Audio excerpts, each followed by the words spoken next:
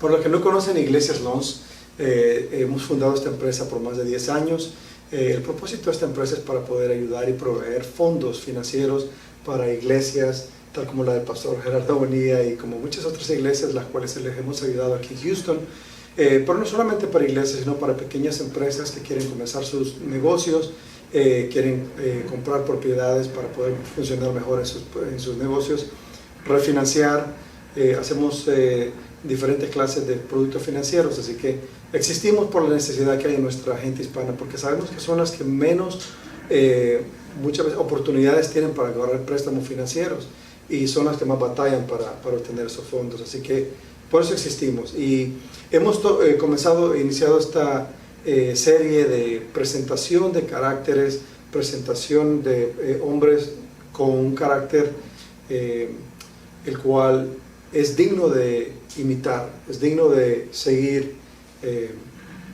Estamos bastante cansados de escuchar las noticias, ¿no? En el cual se exalta mucho los caracteres de las celebridades, los cuales dejan mucho que desear solamente porque han alcanzado digamos cosas grandes para el mundo, ¿no? Para la mayoría de las personas. Han sido grandes futbolistas, grandes basquetbolistas, grandes celebridades en Hollywood y se exaltan esa clase de personalidades. Sin embargo, cuando uno va a ver la vida de ellos y se da cuenta de cómo viven sus hijos, cuántos matrimonios han tenido, qué vida viven, nos damos cuenta que estas personas a la edad de 50 años viven vidas huecas, viven vidas infelices, con vacíos, que uno se pregunta cómo es posible que estas personas que todo el tiempo yo quise ser como ellos cuando estaba pequeño, admiraba, ahora en día me doy cuenta que son personas que viven infelices, tienen mucho dinero, mucha fama, sin embargo son infelices. Bueno, ese es nuestro trabajo de Iglesias Loans, poder presentar personas que a los 40, 50, 60 años son personas que están haciendo historia en su comunidad.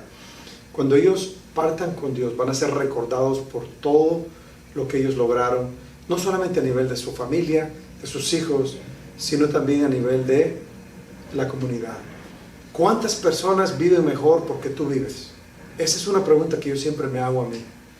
¿Cuántas personas viven mejor porque yo vivo? Y si la respuesta es muchísimas, entonces estoy satisfecho con esa respuesta. Sin embargo, siempre trato de mejorar y de mejorar. Y en esta ocasión vamos a conocer un poco de la vida de nuestro gran amigo. Lo respeto mucho también, Pastor Gerardo Bonilla. He estado en su iglesia con él. Tiene una iglesia muy creciente que lo ama y lo respeta también a él. Así que bueno, es su tiempo, Pastor, podernos compartir. Cuéntenos quién es Gerardo Bonilla, cómo comenzó. Háblenos un poco de su niñez, de su juventud. Amén. Bueno, Dios les bendiga, hermanos. Es una bendición tan grande el poder compartir hoy este día con mi amigo Carlos. Bueno, soy del Salvador, de Santa Rosa de Lima, La Unión, un pequeño lugar, un cantón. Nosotros les decimos allá cantones, Cantón Pasaquinita. Allá el Señor nos permitió nacer, crecer, y bueno, luego a la edad de 20 años emigramos para acá, para los Estados Unidos. Y cuando llegué acá a los Estados Unidos, para mí como joven fue un poco complicado porque casi toda mi familia no iban a la iglesia. Entonces cuando yo llegué acá como joven, fue fuerte la influencia de toda la familia y bueno, no asistían a la iglesia, solamente iba un primo mío, pero iba a veces, no iba consecutivamente. Y bueno, cuando llegué aquí, pues anduve fuera del Señor. Cuéntanos un poquito, porque regresamos a su niñez. Usted nació y creció en un lugar estable, su mamá, su papá lo llevaron a la iglesia. ¿Cómo fue que usted creció en la niñez? Sí, bueno, en la niñez para mí fue una bendición porque mi mamá siempre fue cristiana. Mi mamá fue una mujer... ¿Usted nació en el Evangelio? Sí, yo puedo decir que nací en el Evangelio, pero mi papá no era cristiano. Yo desde que tengo uso de razón, mi papá nunca fue cristiano, anduvo fuera del Señor, había sido evangélico antes, pero él anduvo apartado y bueno, como muchos hombres, muchas personas en vicios, y yo crecí pues en mi niñez mirando ciertas dificultades. Puedo decir que en el hogar que yo crecí habían problemas, porque lógico, papá fuera del Señor en sus andadas, ¿verdad? Y mi mamá, ella siempre de rodillas en la casa. Wow. Y pues agradezco muchísimo a mi mamá porque a la edad de 8 años, cuando ya empezaba yo a leer en la escuela, ella me inculcó leer la Biblia y la primera vez más bien que casi me obligó. Entonces yo me recuerdo, mi primer libro que leí de la Biblia fue Proverbios, Sabiduría. Wow. Entonces ahí digamos de que aprendí a leer mejor porque mi mamá me llevó a la escuela dominical y me obligaba a ir a la escuela dominical, donde ya mis hermanos grandes, somos 5 por todos, primero 3 varones, luego una hembra, yo soy el último, y solamente le servimos al Señor, mi hermana y yo. Los otros 3 mayores pues agarraron un camino fuera del Señor, y eso pues la escuela dominical, la verdad que a uno lo bendice tanto, de una manera especial, porque la palabra de Dios no falla, instruye al niño en su camino, y aun cuando fuere viejo no se apartará de él. ¿Se acuerda de algunas lecciones que aprendió del libro de Proverbios que tal vez le enseñaron a manejarse mejor? Oh sí, claro. Uno de los textos que siempre a nosotros nos enseñaban era que nosotros obedeciéramos a nuestros padres. Cuando habla en Proverbios capítulo 4, yo me recuerdo de ese capítulo, nos habla mucho de lo que es la obediencia y que no desprecies el consejo de tu madre. Entonces, y yo me recuerdo de eso porque era algo especial. Mi mamá siempre me decía, usted va a ir a la escuela dominical siempre. Entonces, y yo tenía que ir a la escuela dominical, y así crecí. Y ya cuando, para decirles de que cuando ya crecí y llegué a una etapa que tenía 12, 13 años, mi papá me influyó para jugar fútbol. Wow. Entonces, a esa edad usted comenzó a jugar fútbol. ¿Llegó a algún nivel, sí, digamos, profesional allá? Jugué fútbol, jugamos a federado, también entrené en reservas de Primera División del Salvador. Wow. Estuve entrenando con las reservas cuando jugaban algunos jugadores del Salvador un poquitito famosos como Rudy Corrales. Entonces casi éramos de esa misma camada. Sí, sí. Y sí estuve entrenando un tiempo en reservas de Primera División, y ahí fue donde inició el plan del Señor con mi vida. Verdaderamente el Señor no me permitió a mí continuar jugando fútbol porque yo me dañé de los ligamentos. Wow. Entonces, y yo me recuerdo de que ahí fue donde verdaderamente Dios empezó a tratar conmigo, porque yo ya no podía jugar igual, me lastimaba mucho, y cuando yo fui un día, iba para mi casa, me caí. Entonces mi papá me llevó para la cama. O sea que ni siquiera se dañó jugando. Me dañé jugando, pero ya cuando caminaba me dolía. Y uno, por seguir en el fútbol, yo no decía nada. Entonces, y sucedió de que, bueno, caí en cama y no me podía ni doblar el pie casi. Entonces mi mamá oró por mí y el Señor me sanó. Entonces, pero yo en mi mente le dije al Señor, Señor, si tú me sanas, yo dejo de jugar fútbol. Pero no fue cierto. Sí, le prometí al Señor, pero la verdad, uno en la juventud no fue cierto. Yo de ahí continué jugando de nuevo. Estaba bromeando, señor. Okay. Así que así fue como me desarrollé allá en El Salvador, y ya después, cuando ya llegué adulto, pues emigré para acá. Nosotros he escuchado de mucha gente que nace en el Evangelio, pero realmente usted no llega al conocimiento de quién es Jesús, quién es Dios en su vida. Entonces, por esa razón, algunos comenzamos a los 10 años, otros a los 15. ¿A qué edad usted realmente iba a tomar esa decisión? Ya no tanto por lo que su mamá le dijo o por lo que usted, sino porque se hizo personal esa decisión por usted. A los 16 años. Yo ya a los 16 años fue, si no tengo mala memoria, fue el 2 de junio del 96. Fue cuando yo tenía, parece que tenía 16 años. Ahí fue donde yo conocí al Señor. Del 96 tenía 16 años. Wow, está muy joven, pastor.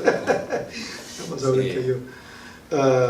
Qué bien. Entonces a esa edad usted decide, voy a dar mi vida a Dios, voy a comenzar.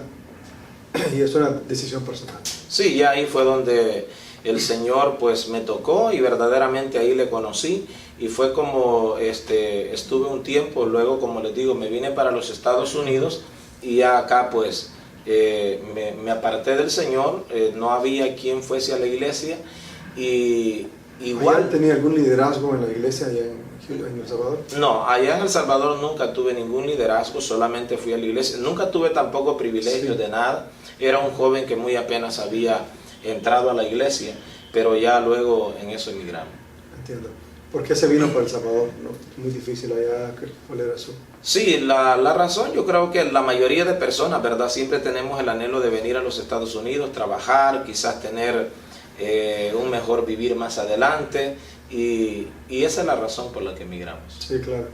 Entonces, llegando acá usted se da cuenta que no hay mucho seguir de Dios acá, la gente está en lo suyo, trabajando, entonces usted se comienza a apartar también de los caminos de Dios. Sí, la razón era de que siempre estaba el deporte, ¿verdad? Es algo que en la juventud de uno es bien difícil, cuando uno le gusta mucho el deporte. Entonces, cuando llegué aquí, lo primero es, vamos a ir a la cancha, vamos y no te quedes. Y entonces, los domingos es cuando la gente va. Sí, y los días entre semana a entrenar, y así fue como empezamos. Sí.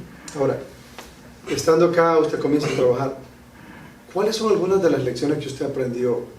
Si tal vez aprendió una lección en su juventud o en su niñez.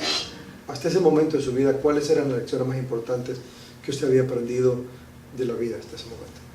Bueno, a la edad de la juventud algunas veces uno no tiene muchas metas definidas. Dentro de lo que era la juventud, yo siempre tuve de que quizás lo más principal de mi vida fue no tomar vicios. Nunca tomé vicios. Anduve en medio de borrachos, en medio de personas drogas. Les testificaba a los hermanos de que mi familia iba a lugares de cantinas y ellos bien contentos porque yo les manejaba y como yo no tomaba. Allá en... Aquí, cuando ya llegué aquí, entonces... Usted iba con ellos, pero no tomaba, ellos tomaban. Y yo iba con ellos y lo que hacía era, toda mi familia sabe, algunos de ellos quizás me están oyendo ahorita, y lo que hacía era ponerme a jugar billar. Entonces, y yo no tomaba, ni fumaba, ni nada, no tomé ni un vicio, quizás fue lo más definido en mi vida en la juventud. Wow, excelente. De hecho, a mí también me gusta jugar mucho billar. Así que un día vamos a ponernos a jugar. Excelente. ¿A qué edad usted vino a decir, bueno, sé que logró levantar una empresa? Cuéntanos un poco cuál fue su transición de trabajar en un trabajo normal, ser empleado y luego se convirtió en empresario. Sí, cuando ya pasó un año acá, yo llegué en el 99 y pasó un año, entonces yo tomé la decisión de regresar a la iglesia por cuestiones que yo miré en los parques de fútbol. Sí. Entonces yo tomo la decisión y yo dije, el próximo domingo yo voy para la iglesia. A un muchacho lo mataron ahí en el parque y en mi mente fue, ¿qué tal si esa bala me hubiera dado a mí? Entonces yo ya conocía la ¿Estaba presente cuando el muchacho lo mataron? Sí, fue un poquito distante, un pleito, y alguien le quiso disparar a uno y le pegó a otro. Entonces eso me despertó en mi mente. Yo dije, si hubiera sido yo, es decir, ¿dónde yo estuviera? Porque uno conoce que hay dos caminos, el camino a la vida eterna y el camino al infierno. Entonces yo, apartado del Señor en el pecado, no hay una persona que va a decir que va a ir al cielo. Entonces esa fue mi decisión personal, sin que nadie me dijera regresa o vente o vamos, y yo dije regreso. Cuando ya yo estuve en la iglesia fue donde ya uno aprende bastante. Para mí la iglesia es una gran bendición. Para muchos jóvenes yo les puedo decir, la iglesia es una bendición bien grande, porque si llegas a la iglesia con el propósito de aprender, llegué a una iglesia donde había una excelente enseñanza, creo que quizás usted la conoce, al pastor José Luis Caría, Claro que al Emanuel. Entonces, ahí fue donde verdaderamente uno empieza a mirar la vida de un enfoque diferente. Entonces, a medida iban pasando los años, yo le decía al Señor, Señor, a mí me gustaría, ¿verdad?, tener una compañía, una empresa, ser, como dice uno, ¿verdad?, el patrón personal y no tener a alguien más para dedicarme. Entonces, fue para el 2006 que el Señor me permitió a mí abrir una empresa de camiones, y de ahí pues en adelante fue toda una bendición para lo que es mi vida, mi familia, ya que también ahí en mi iglesia para el 2003 ya me casé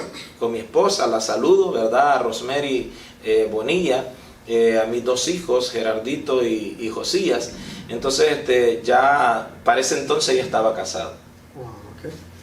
Entonces, ¿cómo fue su relación anteriormente con su papá? Su papá vive todavía en El Salvador, ¿verdad? Sí. Y usted dijo que pues obviamente él era adicto al alcohol, su mamá no. ¿Cuál era su relación con su papá en su crecimiento? Sí, bueno, mi papá era una persona muy trabajadora, tenía excelentes principios. Lo único que él siempre proveyó para la casa. Mi papá siempre proveyó para la casa.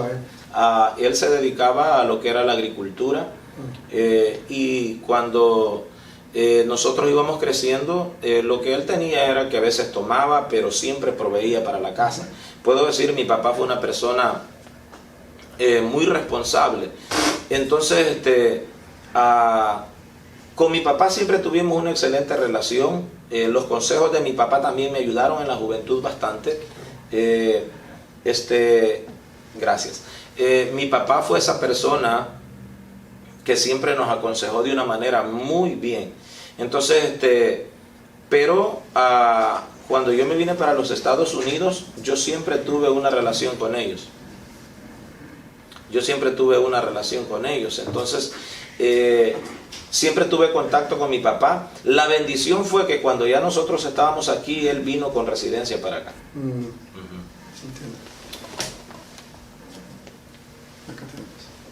Gracias.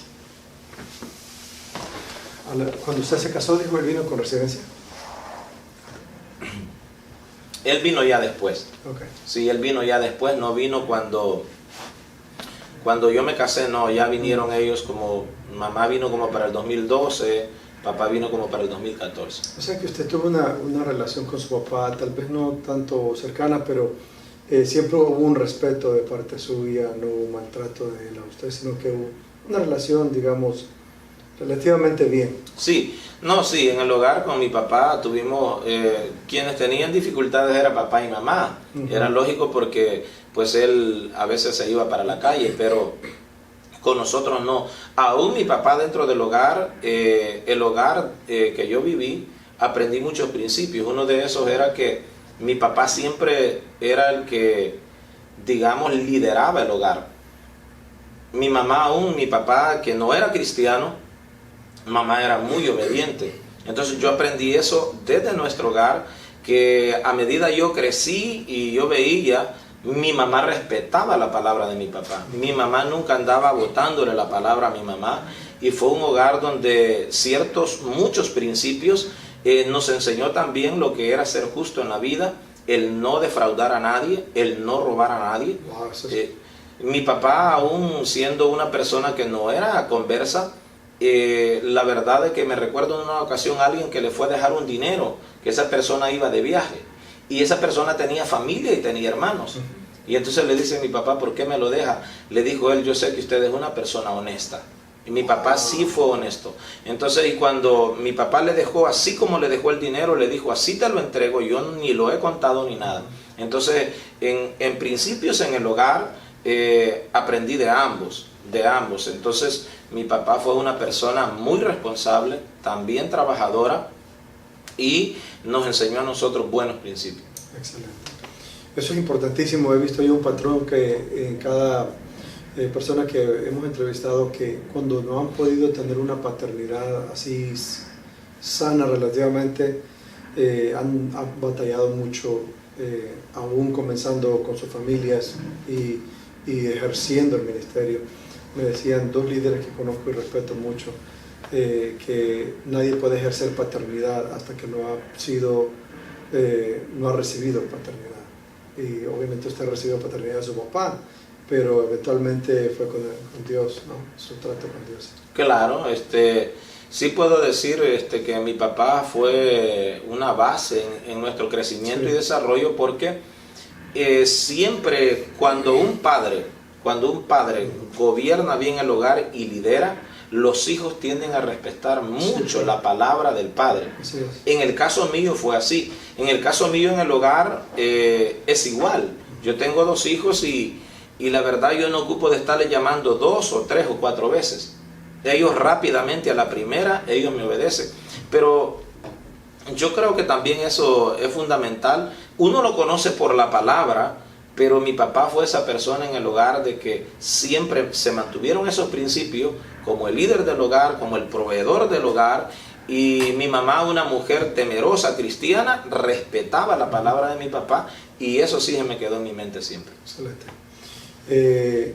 Ahora usted ya es un empresario.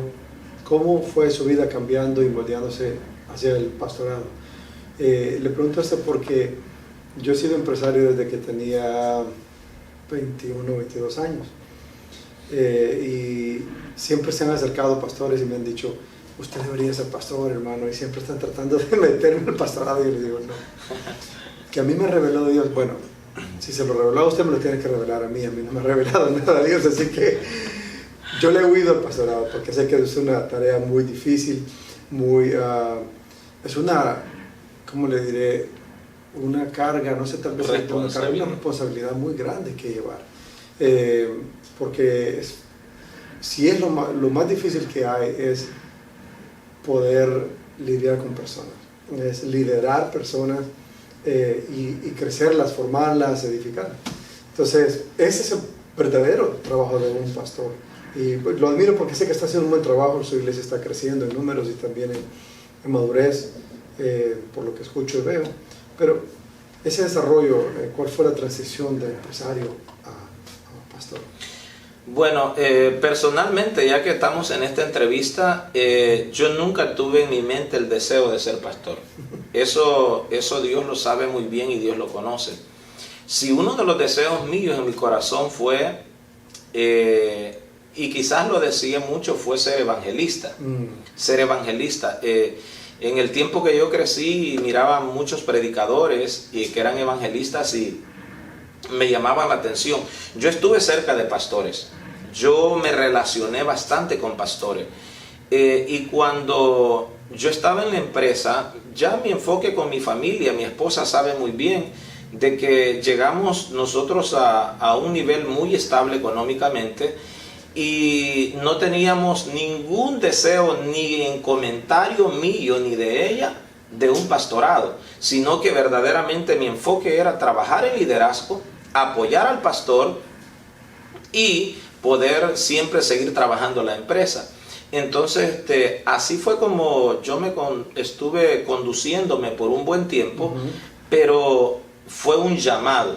Yo creo que el pastorado siempre va a ser un llamado. Correcto. Dentro de lo que es cualquier ciudad del mundo, en cualquier parte, hay pastores que tienen iglesias y algunas veces hay dificultades, que tienen un llamado. Dios siempre tiene un respaldo para esos ministros, pero hay una cantidad, yo lo he mencionado muchas veces, de que hay pastores que inician porque alguien les dijo, como dice usted, entonces vas a ser pastor o algo.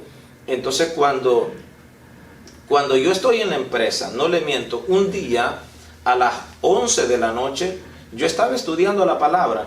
Mi hábito siempre ha sido de noche estudiar la palabra. Entonces yo estoy estudiando cuando me cae una llamada. Y les voy a contar cómo fue el llamado al pastorado. Sí. Entonces la compañía está bien. Nosotros logramos a tener 21 camiones en la compañía. Wow. Entonces cuando nosotros trabajábamos económicamente, nos estaba yendo muy bien. Y luego cuando yo trabajaba en la obra, yo era un líder en la iglesia, apoyando al pastor y trabajando. Yo me recuerdo muy bien de que esa noche me cayó una llamada. Esa persona yo nunca la he conocido, personalmente nunca la he conocido. La cuestión es de que el pastor que yo tenía ya en ese momento, porque yo me había movido de iglesia, por cuestiones personales y también doctrinales, tuve que moverme. Entonces, sucede de que el pastor que yo tenía me dice: Gerardo, hazme un favor, ve a darle ray a un evangelista de México. Y me dice: ve, llámale, aquí está el número y lo traes. Entonces sucede de que cuando yo voy a levantarlo, le llamo y él me dice: varón, no venga, hay una familia que se está dividiendo y voy a ir a ver cómo les ayudo. Ok, está bien. Y ya yo me regresé para mi casa y ya me vine con mi familia. Ese día mi esposa iba a traer el carro, me recuerdo muy bien. Bueno, sucede que ese hombre, yo no le pregunto ni cómo se llama, él no me pregunta ni cómo me llamo, yo no lo conozco a él, y era un hombre de oración. Él venía a los Estados Unidos y él se metía en ayunos.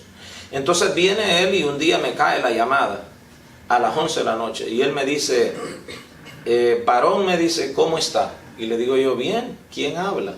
Y ya me dio el nombre, que a mí se me ha olvidado el nombre de él. Y me dice: yo soy la persona que usted iba a ir a traer aquel día. Ah, ok. Me dice: ¿usted cree, me dice, en la profecía? Y le digo yo creo, le digo yo, que hay don de profecía. Ah, ok, bueno, muy bien, me dijo, excelente. Dios me ha dado una palabra para usted. Entonces me dice, la palabra es, me dice, de que el Señor me mostró un templo, me dijo él, y me dio el nombre de la persona. Me dice: ¿conoce usted el templo de Hernán Castaño? Y le digo yo: no lo conozco. Me dice: ok, un templo muy similar, me dice, y había alguien predicando, me dice que es algo alto, que es blanco, y me dice que es güero, me dijo él, es la palabra que él usó. Entonces me dice, y yo orando, y el Señor me dijo: ora por mi siervo, ora por mi siervo. Y yo le decía: ¿quién es, Señor? Yo no lo conozco, no sé quién es. Y el Señor, varón, me dice, me dio su nombre y apellido. Entonces me dice: su nombre es Gerardo Bonilla, me dijo. Sí, le dice mi nombre. Entonces me dice: Dios lo está llamando a un pastorado. Yo, me dice, ya salí con Dios, tengo 3 días en vigilia, en ayunos y vigilia con un grupo de hermanos aquí en una iglesia. Le dije yo: bueno, está bien, gracias. Lo impresionante, varón, es de que, Carlos, yo no sentí nada, absolutamente nada. Sí, claro. Y yo fui, se lo dije al pastor. Entonces el pastor que yo tenía me dice: ¿cómo se siente usted? Me dice. Y le digo: pastor, yo no siento deseo. Bueno, me dice, si es Dios llamándolo, me dice, Dios le va a confirmar. Bueno, muy bien. Yo empiezo, sigo trabajando en la obra, se me olvidó al 100%, no al 99%, se me olvidó. Entonces sucede un día que yo llego a la iglesia y una hermana me está esperando que yo llegara a la iglesia, y me dice: hermano Gerardo, me dice, y me agarró de la mano y me dice: venga, tengo una palabra de Dios para usted. Esa bendición que usted tiene sobre su vida ha sido formada por los principios que usted ha usado, bíblicos, y eso se ha manifestado ahora mismo en su ministerio. Así que no sabía yo realmente esa forma de cómo Dios lo llamó, pero ¿qué ha aprendido usted ahora, comenzando obviamente desde el principio, desde cero? ¿Cómo ha ido creciendo y cuáles son las lecciones más importantes que usted ha podido sacar del liderazgo, de la formación que ha tenido como líder y de las dificultades que ha tenido para crecer una iglesia como la que tiene ahora? Bueno, nosotros como iglesia, hay personas que quizás no saben, la verdad Dios nos ha bendecido. Les voy a contar cómo fue el desarrollo de la iglesia. Nosotros empezamos en el hogar como un estudio bíblico, y luego nosotros dimos inicio formalmente como iglesia en marzo del 2012. La iglesia tiene 8 años. Iniciamos en un local donde cabían como unas 60 personas. Nosotros empezamos en marzo. Para diciembre nosotros estábamos full, completamente llenos. Es decir, teníamos ya como 55 miembros en la iglesia. Y cuando nosotros rentamos ese local, había otro local que era como de unas 150 personas y nosotros en enero hacemos la transición en el mismo building, pero no podíamos quebrar contrato. Lo bueno que nos quedó a la par. Entonces era alguien que había dejado un santuario ahí y tenía un daycare en lo que era el día, pero todas las noches estaba libre. Entonces cuando nosotros nos pasamos para ahí, Carlos, al siguiente año, en 2 años, nosotros ya andábamos cerca quizás de unas 150 personas, ya habíamos doblado aquello. Entonces, luego, después de eso, nosotros tomamos la determinación de buscar un lugar amplio. Para el 2014 nosotros empezamos a buscar un local y nosotros, mayo 20 del 2015, el Señor nos proveyó el local donde nosotros estamos. Ahí son 5 acres de terreno y el edificio. Fíjate que verdaderamente cuando nosotros llegamos ahí y la manera del edificio, hasta entonces yo me acordé del llamado de Dios y lo que era el respaldo. Porque él me dijo, el ministro me dijo, es una iglesia, me dijo, que yo miré, me dijo, como para 500 miembros. Ok, escucha esto, él me lo dijo exactamente ese día en la noche. Entonces, sucede de que cuando llegamos, son 2 edificios, pero con una pared de concreto por aquí, edificio antiguo. Entonces, el santuario solamente le caben como 500 personas. No le caben más de 500 personas. El otro sirvió para las aulas y para la recepción. Entonces, cuando nosotros llegamos ahí y nosotros lo tuvimos que remodelar porque era una galera, para el 2016, en marzo del 2016, nosotros estamos dando la inauguración del nuevo santuario. Para lo que era el 2018, ya estaba lleno. En 2 años nosotros ya teníamos 500 miembros. Entonces, cada lugar que nosotros hemos llegado, hemos visto la mano de Dios en desarrollo, en crecimiento, en liderazgo, y empezamos a fundamentar todos los departamentos de trabajo. Entonces nosotros tenemos diferentes departamentos de trabajo bien estructurados, y es de ahí donde vino el desarrollo, el crecimiento. Y verdaderamente te digo algo, bíblicamente el crecimiento lo da Dios.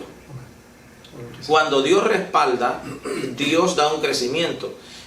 Hay personas que se han disgustado conmigo, Carlos, por esta razón. Porque yo algunas veces cuando hablo, enseño, yo soy bien claro. Sí, claro. Y algo que yo digo es, y yo les dije a varias personas, cuando yo inicié el ministerio, me criticaron demasiado. Otro más del montón, otro que va a empezar por ahí, otro que dice que tiene llamado y no tiene nada. Y yo les dije, ok, espérense, el árbol chiquitito no le puedes pedir fruto, pero a medida pasa. Yo les dije, si alguien me da 5 años y nosotros no llegamos ni a 100 miembros, yo les dije, fíjate, yo dejo de ser pastor.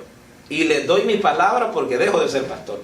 Entonces hay iglesias que hay personas que dicen, tienen 15 miembros, 20 miembros por 20 años. Entonces, tú te imaginas, entonces, ¿dónde está el llamado y el respaldo? Porque alguien dice, no, porque a cada pastor el Señor le da una capacidad. Sí, pero eso mal se interpreta, porque el Señor aún le dijo, si hubieras dado aunque sea un talento a los banqueros, yo hubiera recibido los intereses. Es decir, Dios siempre te va a demandar fruto.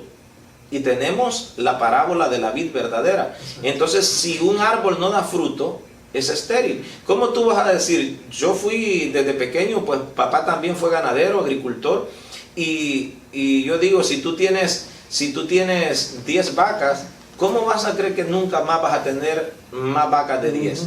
Tienen que venir otras. Entonces, dentro de lo que es el ministerio, yo lo veo de esa manera. Un ministro, un hombre llamado por Dios, la iglesia está demandada a crecer y ir y a ser discípulo.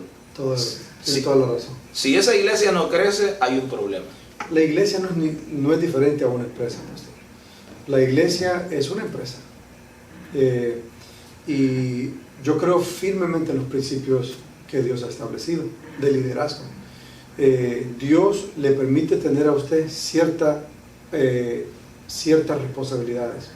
Si usted es fiel en esas responsabilidades, Dios le permite tener un poco más. Y conforme usted va creciendo personalmente como líder, usted va teniendo más influencia, más capacidad, y Dios le permite tener más. La persona que no tiene no es porque Dios no quiera que tenga. Dios desea que nosotros tengamos bastante. Dios quiere que nosotros seamos recipientes de la gloria, de la bendición de Él, de los recursos que Dios tiene. La palabra de Dios dice en el capítulo, creo 23 o 22 de Salmo, de Jehová es la tierra y su plenitud, el mundo y todo lo que en él habita. Entonces, si nuestro Padre es Dios y de Él es todo, ¿por qué nosotros estamos, por qué no andamos, digamos, volando bajo, como decir? Sí. ¿Por qué tenemos tanta miseria? ¿Por qué tenemos tanta necesidad? Es porque no hemos sido capaces de administrar lo poco que Dios nos ha dado. Por lo tanto, no estamos listos para lo mucho. Entonces, usted probó en su ministerio y en su capacidad de líder, de poder liderar 100 personas. Dios le permitió tener 150. Yo sé que ahorita está arriba, no sé, 600, 700 personas, 800, no sé. Hay muchísimas. Y yo sé que, como lo conozco y veo la forma en que usted se maneja, una forma muy respetable, muy justa, muy equitativa, Dios va a irlo llevando mucho más alto, porque ha probado que puede liderar y que puede ser capaz de lo que Dios le ha permitido tener hasta el día de hoy. Así que lo felicito realmente. Cuénteme un poco de su familia, cómo ha podido llevarse con tanta responsabilidad que tiene, ha podido llevar a su familia y darle el tiempo que necesitan los muchachos, su esposa. ¿Qué edad tienen sus hijos? Gerardito, el mayor, bueno, Gerardo Gamaliel, le digo yo muchas veces, él tiene 14 años, él ya va a tener 15 años y el otro tiene 10 años. Dentro de lo que ha sido la familia, la verdad, una base fuerte ha sido mi esposa. Yo creo de que un ministro se sostiene y verdaderamente Dios da un respaldo grande cuando la mujer toma esa postura de liderazgo también dentro de lo que es la iglesia, el hogar. Y mi esposa es una mujer líder, ella tiene una capacidad excelente también de liderazgo. Puedo decir una mujer muy sumisa. ¿Por qué razón lo digo así? Porque los líderes de la iglesia saben que dentro de lo que es todo el trabajo ministerial, si yo digo algo en la iglesia, mi esposa nunca ha llegado a decir háganlo de esta otra manera, sino que ella siempre ha respetado, ¿verdad?, lo que es la autoridad. Ella sabe de autoridad. Entonces, dentro de lo que es la familia, ha sido una bendición porque trabajamos juntos. Es decir, todo el tiempo caminamos juntos, andamos juntos, y en la iglesia mi esposa ha sido alguien de que ha estado ahí todo el tiempo, nunca, es decir, se me ha quedado un poco atrás, no. Desde que empezamos, ella empezó también a predicar, ella empezó a cuidar a los niños, la escuela dominical le dio una tremenda estructura. Wow. Entonces, hemos logrado tener cerca de 200 niños en la escuela dominical. Entonces, y mi esposa le ha tocado que estructurar a los maestros, enseñarlos, y de esa manera, pues gracias al Señor, la familia se sostiene fácilmente porque vas a la par, vas caminando a la par, no va uno ni atrás ni el otro adelante, sino que ella siempre ha estado a la par mía, y bueno, le bendigo, ha sido una enorme bendición, tanto para mi vida como también para lo que es el ministerio. Sí, claro. Entonces, su relación con su hijo mayor, bueno, no voy a decir mayor, es una edad bastante difícil. ¿Cómo es la formación que usted le está dando a él? Y él quiere también ser pastor como usted, ¿verdad? Yo siempre he enseñado en la iglesia que ahorita se da un fenómeno, y quizás usted me va a escuchar, pero muchos pastores ponen a sus hijos de pastores sin tener un llamado. Yo creo que mi hijo, Dios le tiene un ministerio, no sé si sea el de pastorado, pero al ministerio que Dios le llame a eso. Por ejemplo, fíjate que mi hijo, él habló con nosotros, él sabe tocar piano. Y él me dijo que él quería ser servidor. Yo creo que ahorita él nos está mirando. Y él trabaja con un líder, con mi hermano Antonio Calderón, y él se pone el saco de servidor. Muchas veces tú lo vas a ver en los parqueos, lo vas a ver en la puerta. A él le encanta ser servidor. Entonces, yo siempre soy alguien que te digo, yo no lo voy a agarrar y tú no vas a hacer eso, no. ¿A dónde Dios te llama? No, yo no, bueno, personalmente con mi esposa no somos alguien que vamos a agarrar a nuestros hijos y los vamos a poner allá, no. Yo creo totalmente que el que pone es Dios y el que quite es Dios. Entonces, y muchas cosas se dan hoy en día, que se habla siempre de los sacerdotes que delegaban a sus hijos, y hablan hasta de un legado. Bíblicamente, en el tiempo de la gracia, desde que Jesús vino, tú no miras legados de esos. Entonces, pero se maneja en los ámbitos de esa manera. Yo lo creo diferente. Yo sé que mi hijo ya es un siervo de Dios, porque tú llegas y él te atiende, él te sirve. Eso es ser un siervo. Eso es correcto. Entonces, cuando nosotros miramos dentro de lo que son las iglesias, muchas veces a los hijos se les busca un puesto. Por ejemplo, mira, si un padre, el hijo toca piano o la hija toca piano en una iglesia, ellos se van para aquella iglesia deseando que el niño vaya y toque piano. Entonces algunas veces se le va buscando una posición al hijo, y debe de ser que sea Dios tratando con esa persona para ver qué ministerio Dios le tiene.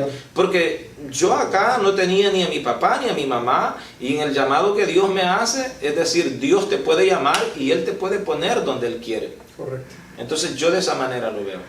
Y hablaba usted del ministerio, y ministerios no solamente son en las iglesias. Correcto. Ministerios pueden ser ¿qué papel vas a desempeñar en esa empresa? ¿Cómo vas a ayudar a esa empresa? ¿Cómo vas a hacer luz en esa empresa? ¿Cómo vas a mostrar el carácter de Cristo en esa empresa? Puede ser como un ingeniero, puede ser como un doctor, puede ser como un mecánico. A mí no importa realmente lo que desarrolles.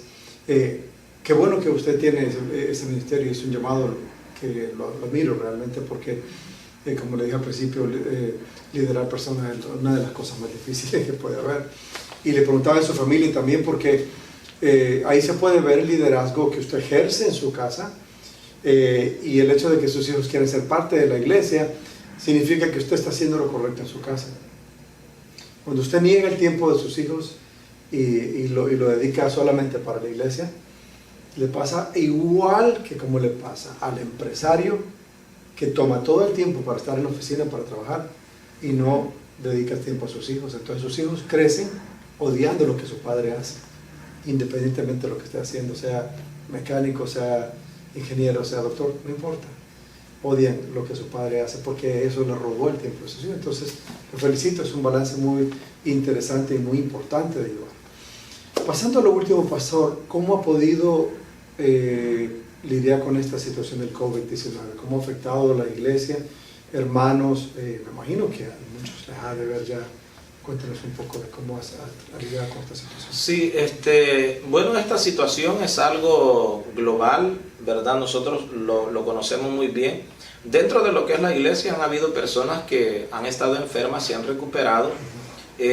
Nada más hemos tenido un caso en el cual un hermano de la iglesia, desde que se abrió la iglesia, ellos no vinieron, pero tomaron este COVID creo en sus trabajos, no sé, sí. Ellos no venían a la iglesia. Y bueno, ¿verdad? Siempre como aprovechando la oportunidad, yo sé que nos están mirando allá ahorita, siempre les mandamos, ¿verdad? Nuestras mayores condolencias y fortaleza. Sí. El hermano ya tenía 60 años y bueno, partió con el Señor. Y es el único caso que nosotros hemos tenido. Pero dentro de lo que es la iglesia, ahí donde los que nos hemos ido congregando, se ha guardado la distancia y lo hemos hecho al aire libre. Sí. Creo que no ha habido ningún caso a mayores del tiempo que nosotros nos estamos congregando, de los que han llegado a congregarse a la iglesia. Sí, he visto lo que está haciendo, siempre está haciendo los servicios afuera al aire libre. Y eso pues permite que si alguno ha infectado, pues no se esparza el virus.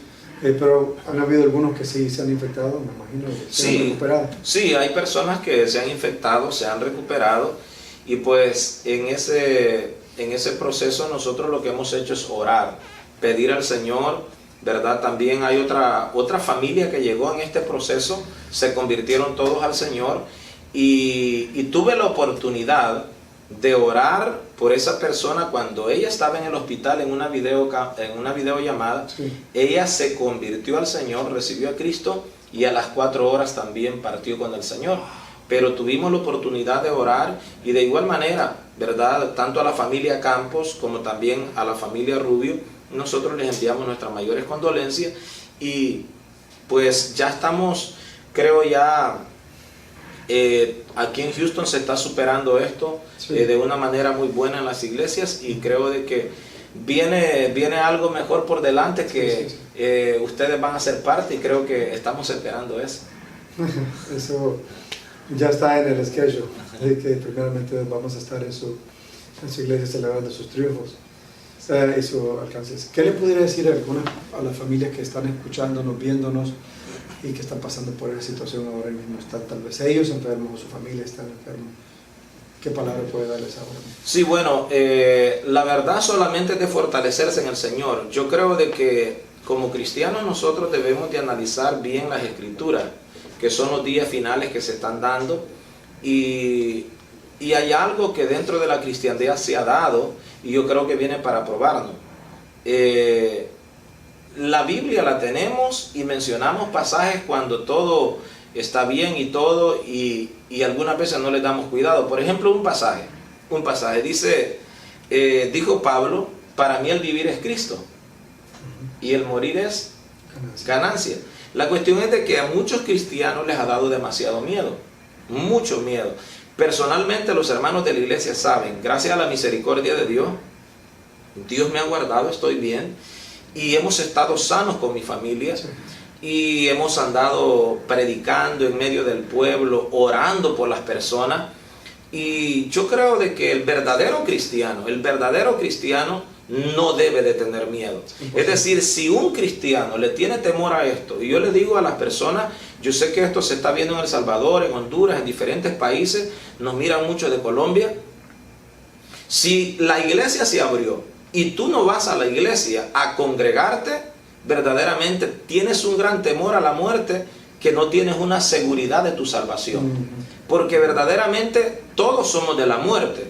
Y si yo muero como pastor, para mí el morir es ganancia. Es decir, no es una derrota en una iglesia que los pastores hayan muerto. Hay gente que dice, no es una derrota, porque todos vamos a partir de esta tierra. Entonces, toda persona debe de tomar consuelo en el Señor, toda persona debe de tomar fortaleza. Y es decir, si yo soy cristiano, imagínate, y la iglesia está abierta, y yo digo, no voy a ir a la iglesia porque tengo miedo, pero voy al trabajo. ¿Tienes miedo a ir a adorar a Dios? ¿Dónde está la cristiandad hoy en día?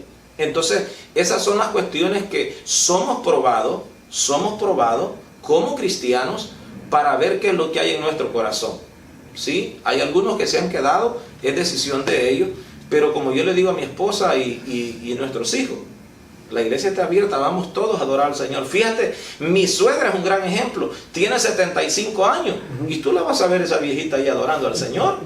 Y otros que tienen 30, 40, 50 años, con un gran miedo.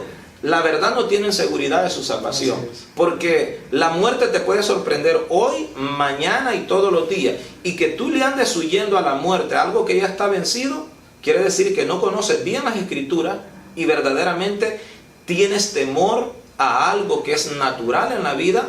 La muerte es natural. Entonces, pero las personas así están hoy en día.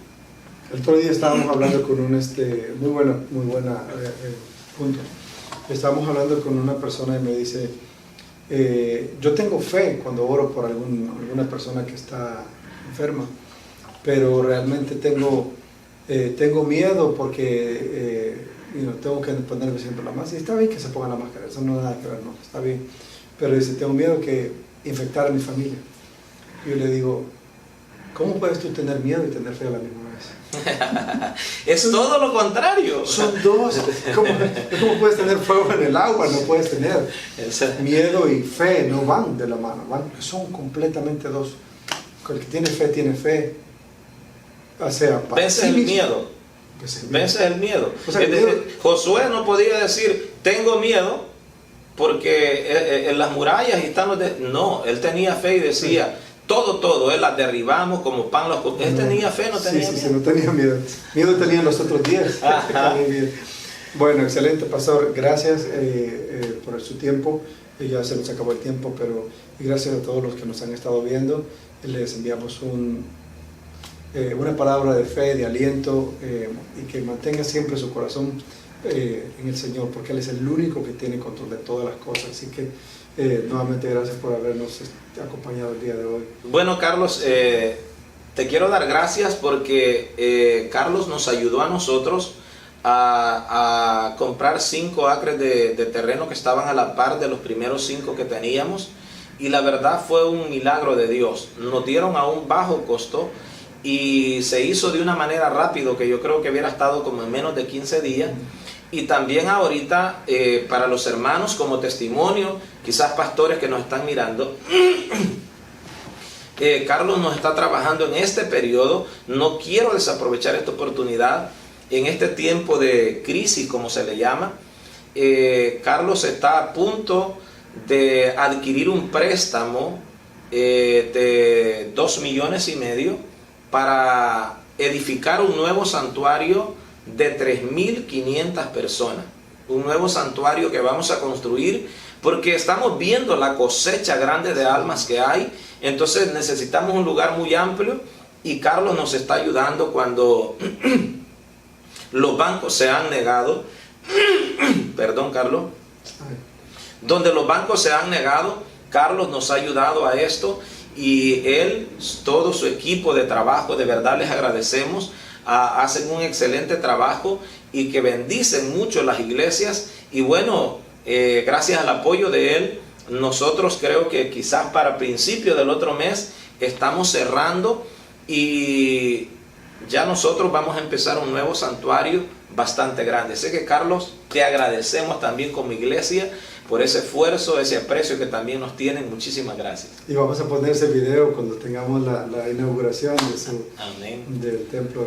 Así que gracias por la confianza, pastor. Realmente hacemos todo como para Dios, pero estamos sumamente bendecidos de poder ser parte de esa visión que Dios le puso en su corazón y de llevarla al cumplimiento. Así que nuevamente gracias por la confianza, y pues el Señor le continúe bendiciendo y usándolo como siempre lo ha hecho hasta hoy. Amén. Gracias, Carlos. Hermanos de la Iglesia Camino al Padre, y donde quiera que estén, y amigos, que el Señor les bendiga. Sigamos adelante, y los que no tienen a Cristo, búsquenle. Él es el único medio de salvación. Así que gracias por haber estado con nosotros, y esperamos que esto sea de bendición. Gracias. Gracias. Amén.